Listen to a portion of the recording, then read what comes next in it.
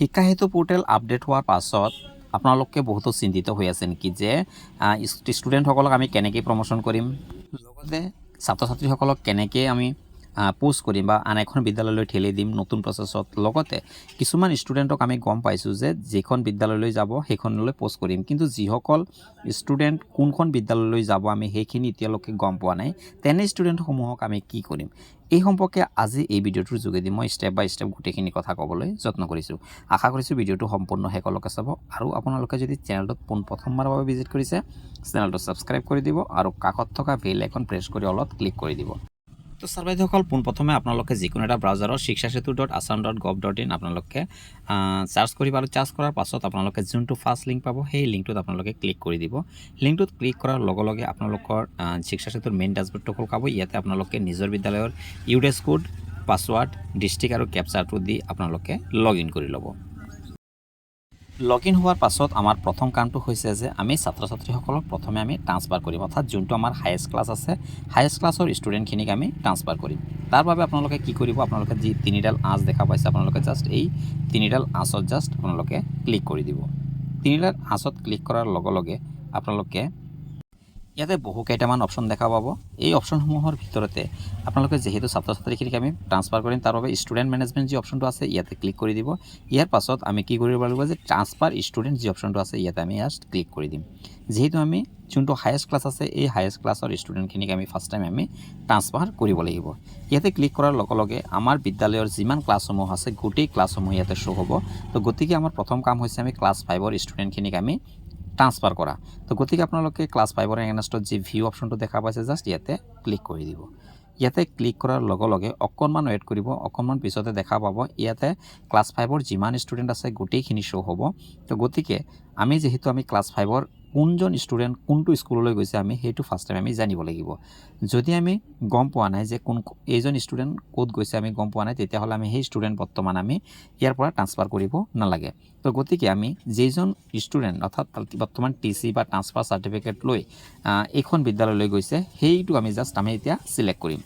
সেইটো ষ্টুডেণ্টটো আমি চিলেক্ট কৰাৰ পাছত আমি কি কৰিব লাগিব, যি পুছ দ্য ষ্টুডেণ্ট যি অপশ্যনটো আছে জাষ্ট আমি এই পুছ দ্য ষ্টুডেণ্টত জাষ্ট আমি ক্লিক কৰিব লাগিব।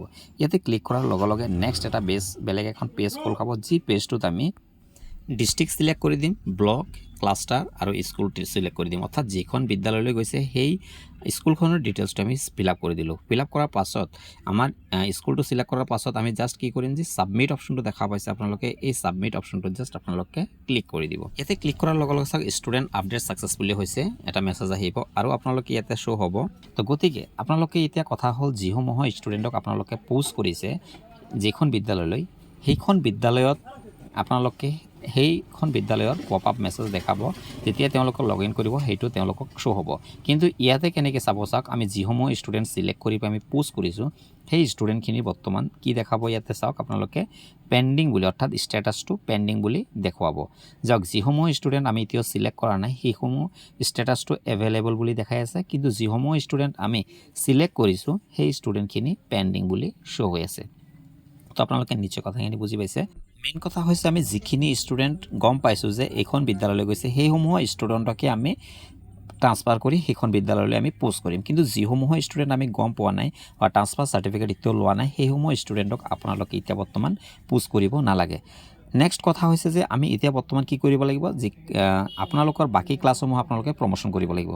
প্ৰমোশ্যন কৰিবলৈ আপোনালোকে আকৌ মেইন ডাছবৰ্ডত আহিব। ডাছবৰ্ডত অহাৰ পাছত ষ্টুডেণ্ট মেনেজমেণ্টত ক্লিক কৰাৰ পাছত আপোনালোকে প্ৰমোশ্যন অৰ ৰিপিটাৰ্ছ যি অপশ্যনটো আছে ইয়াতে ক্লিক কৰি দিব। ইয়াতে ক্লিক কৰাৰ পাছত গোটেই ক্লাছখিনি শ্ব' হ'ব। আপোনালোকে যি ক্লাছ 4 আছে ভিউত ক্লিক কৰি দিব। ভিউত ক্লিক কৰাৰ লগে লগে ইয়াতে গোটেই ক্লাছ 4ৰ গোটেইখিনি ষ্টুডেণ্ট শ্ব' হ'ব।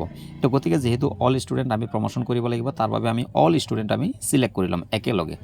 তো গতিকে অল ষ্টুডেণ্ট চিলেক্ট কৰাৰ পাছত আমি কি কৰিব লাগিব, আমি তললৈ আহিম।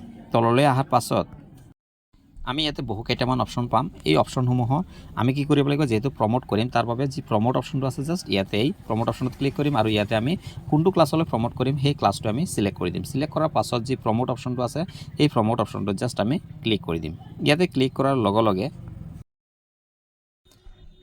ষ্টুডেণ্ট আপডেট ছাকচেছফুলি হৈছে বুলি শ্ব' হ'ব, অৰ্থাৎ ক্লাছ 4ৰখিনি গোটেইখিনি আমি 5লৈ প্ৰমোট কৰি দিলোঁ। ইয়াৰ পাছত আমি নেক্সট কি কৰিম, আমি ক্লাছ 3 ক্লাছ 3ৰ ভিউত ক্লিক কৰিম আৰু ক্লাছ 3ৰ ভিউৰ ক্লিক কৰাৰ লগে লগে ক্লাছ 3ৰ ষ্টুডেণ্টখিনি শ্ব' হৈ যাব আৰু তাতে আমি আকৌ পুনৰ অল চিলেক্ট কৰি ল'ম। অল চিলেক্ট কৰাৰ পাছত আমি পুনৰ আকৌ কি কৰিম যে আকৌ আমি প্ৰমোটত ক্লিক কৰিম। প্ৰমোটত ক্লিক কৰাৰ লগে লগে আমি ক্লাছ 4 চিলেক্ট কৰি দিম। 4 চিলেক্ট কৰাৰ পাছত আমি কি কৰিব লাগিব যে আকৌ পুনৰ প্ৰমোট অপশ্যনটোত ক্লিক কৰি দিম। প্ৰমোট অপশ্যনটোত ক্লিক কৰাৰ লগে লগে সেই ক্লাছ 3ৰ ষ্টুডেণ্টখিনি 4লৈ প্ৰমোট হৈ যাব। তো গতিকে ছাৰ বাইদেউসকল এনেধৰণে আপোনালোকে তলৰ ক্লাছখিনি আপোনালোকে প্ৰমোট কৰিব পাৰিব। এতিয়া কথা হ'ল কোনোবা ষ্টুডেণ্ট যদি আপোনাৰ স্কুললৈ পোষ্ট কৰিছে তেতিয়াহ'লে সেই ষ্টুডেণ্টজনক আপুনি কেনেকৈ আপোনাৰ বিদ্যালয়লৈ পুল কৰিব।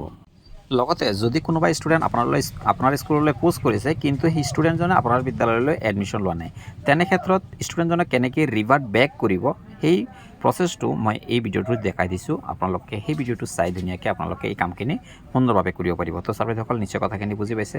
এনেধৰণৰ ইনফৰমেশ্যনসমূহ সদায় পাবৰ বাবে চেনেলটো ছাবস্ক্ৰাইব কৰি দিব আৰু কাষতে থকা বেল আইকন প্ৰেছ কৰি অলপ ক্লিক কৰি দিব। আজিৰ ভিডিঅ'টি ইয়াতে সমাপ্ত কৰিছোঁ। ধন্যবাদ সকলোকে।